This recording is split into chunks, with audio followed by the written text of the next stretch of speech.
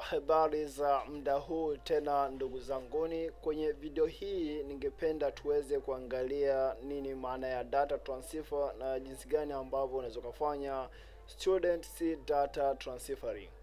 Hii inatokea vipi? Inatokea kwa mfano kuna shule X ambayo imejisajili kwenye mfumo wa newvemo.com, na pia kuna shule nyingine Y ambayo na yenyewe imejisajili kwenye huu mfumo wa newvemo.com. Na ikatokea kuna mwanafunzi kutoka kwenye shule X anataka kuhamia kwenye shule Y. Umeona, labda anahamia akiwa yuko form 3 mwezi labda wa 9 hivi. Kwa hiyo anapohitaji kuhamia kwenye shule Y, basi taarifa za huyo mwanafunzi zitakuwa kwenye shule X. Kwa hiyo je, ni jinsi gani sasa ambavyo unaweza ukachukua matokeo ya huyu mwanafunzi kutoka kwenye shule X kwenda kwenye shule Y anakohamia, ili kusudi kuweza kuendelea kujua taarifa zake kwamba matokeo yake ya kitaaluma yamekaa hivi na hivi. Na hiyo pia itasaidia kwamba labda inapokuwa inahitaji kuunganisha baadhi ya matokeo, kuepusha kwamba huyu mwanafunzi atakosa matokeo fulani. Hapana, kwa kuwa kuna data transfer, itasaidia pia kuchukua alama zake kutoka kwenye shule X kwenda kwenye shule Y. Je, hili utaweza kulifanikisha vipi? Tuangalie ni jinsi gani ambavyo unaweza kufanikisha hili swala.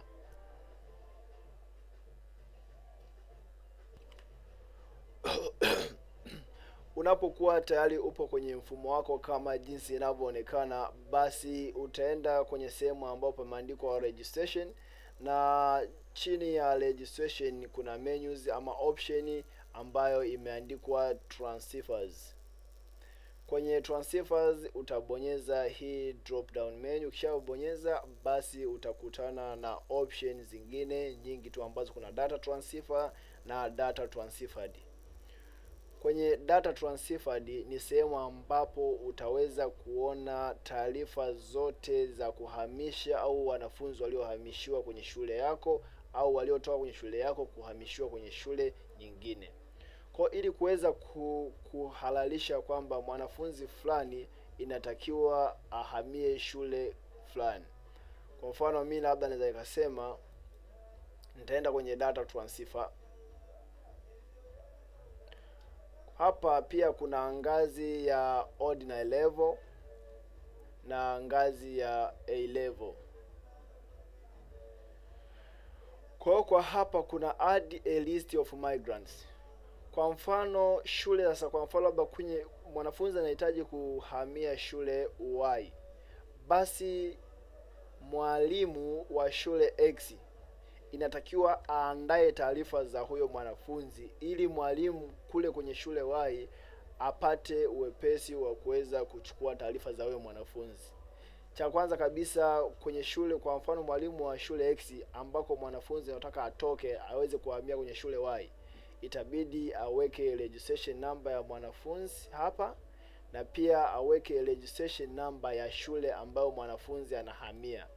Na kitu kingine cha tatu, pia atachagua, je, huyu mwanafunzi ni primary level, ni ordinary level ama advanced level. Kwa hapa kwa mfano tuchukue sisi ni O level, tutafute mwanafunzi mmoja wa O level, tuassume tunahitaji kumhamisha taarifa zake. Tutachagua hapa wanafunzi ambao na wahitaji.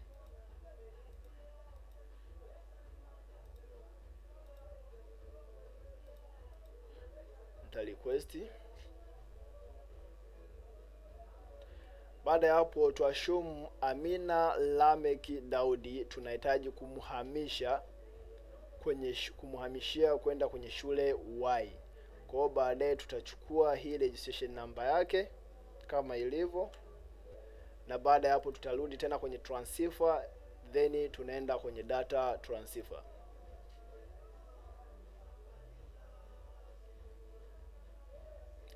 Ukishafika kwenye data transfer, basi hapa ndio tutaingiza registration number, kwamba baada ya kuingiza registration number hii ndio registration number ya mwanafunzi anayehama kwenye shule yangu, kwamba anatoka kwenye shule yangu anataka kuhamia kwenye shule Y.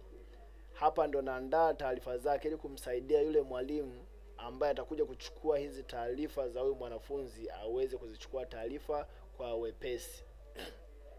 Kwa hiyo baada ya hapo nitaandika registration number ya shule ambako anahamia.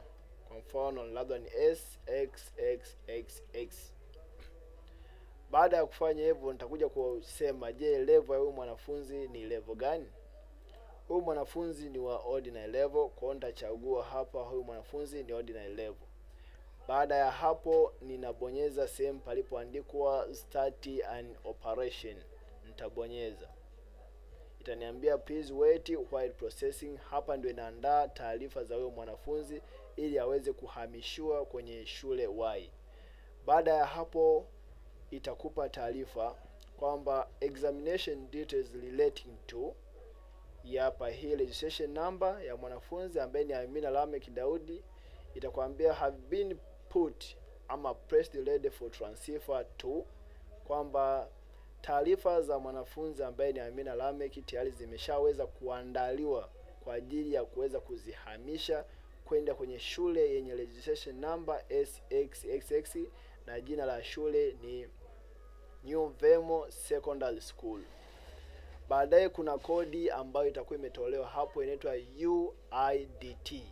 Kwa hii UIDT ndio kila kitu, ndio ambayo itakuwa imebeba taarifa zote za mwanafunzi husika. Kwa hiyo mwanafunzi itatakiwa shule anayohamia basi aweze kwenda na taarifa hizi. Itakiwa aende na hizo UIDT code. Kwa hiyo ataikopi sehemu, au we kama mkuu ama mtaaluma utamkopia mwanafunzi sehemu zeni utampa. Kwa hiyo hii ndio itaisaidia shule alikohamia kuweza kuchukua taarifa zake kutoka kwenye shule yangu. Kwa hiyo baada ya hapo mimi nitazikopi. Na hapo unaambiwa kabisa kwamba the UIDT above should be given to the head of school or academic master of a school where a student is transferring to. Student that transfer will be complete only when this UIDT is used by the targeted school.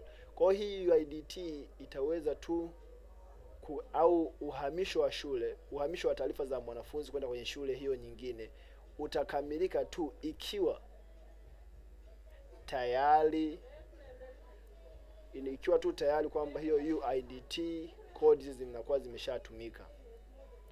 Do not delete this information from transferers list before the UIDT is used, kwamba usiweze kuzifuta hizi taarifa za mwanafunzi kwenye orodha ya wanafunzi kule kabla hii UIDT haijatumika. Ukifuta mwanafunzi kule kwenye orodha, basi itashindikana kabisa kuweza kuhamisha hizo taarifa za mwanafunzi kutoka kwenye shule X kwenda kwenye shule Y. After the transfer is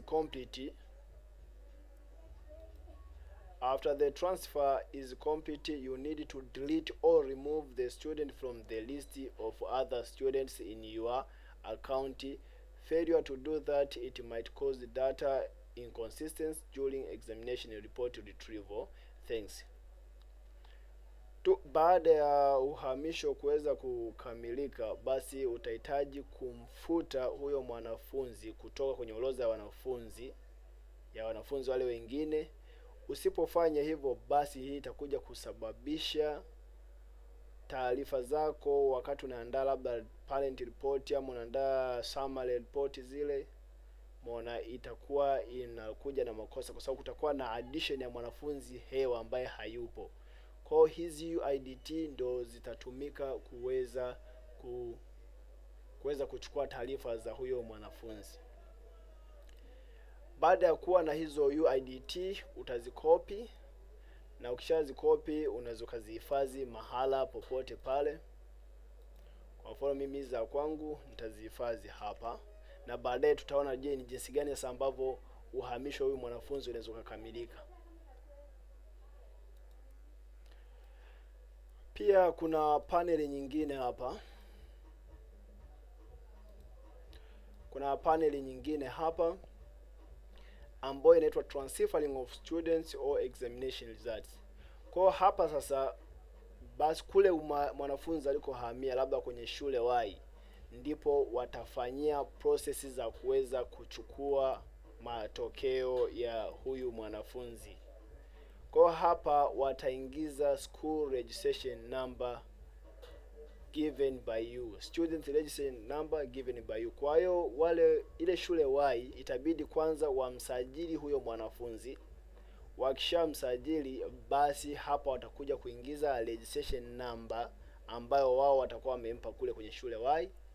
Baada ya kuweka hiyo registration number yao ambao wamemsajili kule, baadaye watasema kwamba school transferred from, wataweka registration number ya shule kule mwanafunzi alikotokea, yani kwenye shule X, na baadaye zile UIDT provided ndio atakuja kuziweka hapa.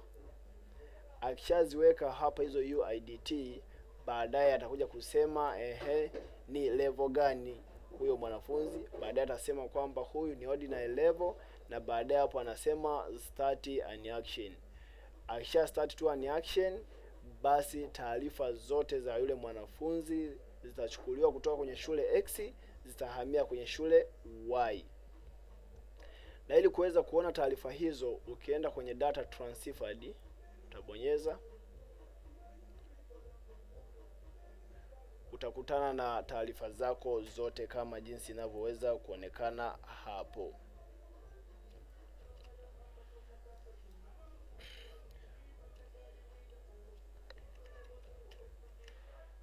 Kwa hapa ndo utaweza kuona taarifa zote ambazo zinakuwa zimefanywa data transferred kutoka kwenye shule yako na pia zilizokuja kwenye shule yako. Kwa mfano hapa tunaona kwamba data transferred from mfano secondary school, ambao na ukiangalia ukisogeza tu kasa yako, basi utaona na registration number ya hiyo shule. Kwa hapo utaona kwamba kuna taarifa ambayo imeandaliwa kwa ajili ya kwenda kwenye shule ambayo inaitwa New Vemo Secondary School. Na hapo utaangalia, je, type ni type gani?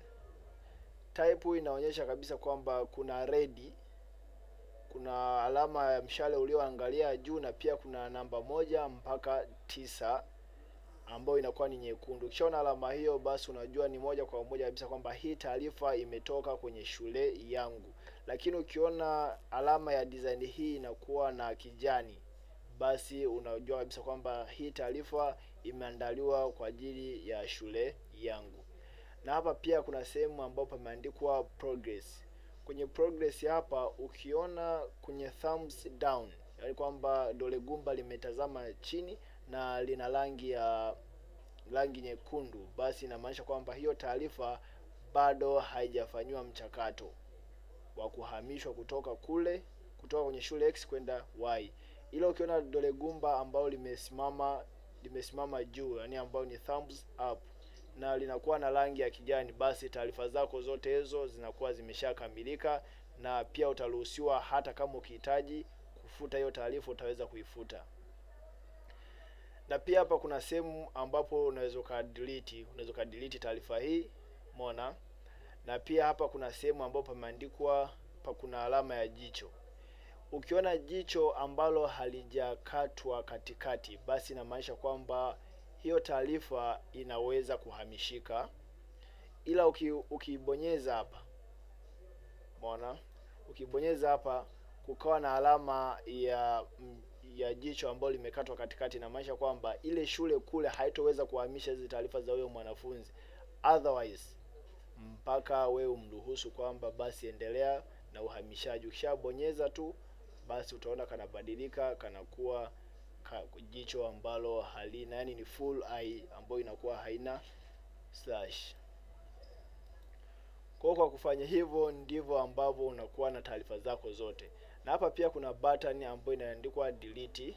Ukijaribu kufuta na ni taarifa yako hii, haitoweza kufutika kwa sababu bado haijakamilika. Kwa ni lazima paka kule waweze kuifanyia kazi. Wakishamaliza kuifanyia kazi, ndio na wewe utaweza kuidelete. Ukishamaliza kuidelete hivyo, pia utaenda kwa wanafunzi wote, utamtafuta mwanafunzi ambaye taarifa zake uliziandaa kwa ajili ya kuzihamisha kwenda kwenye shule Y. Basi utamtafuta huyo mwanafunzi, utamfuta kutoka kwenye orodha ya wanafunzi kule, ili kuepusha kwamba utakapokuja kuanza kuingiza matokeo basi kusitokee kutokuwa na usahihi wa matokeo hayo. Kwa hiyo inatakiwa unamfuta kule kwenye orodha ya wanafunzi baada tu ya uhamisho kukamilika. Hivyo tu ndivyo ambavyo unaweza kufanya data transfer kutoka kwenye shule X kwenda kwenye shule Y.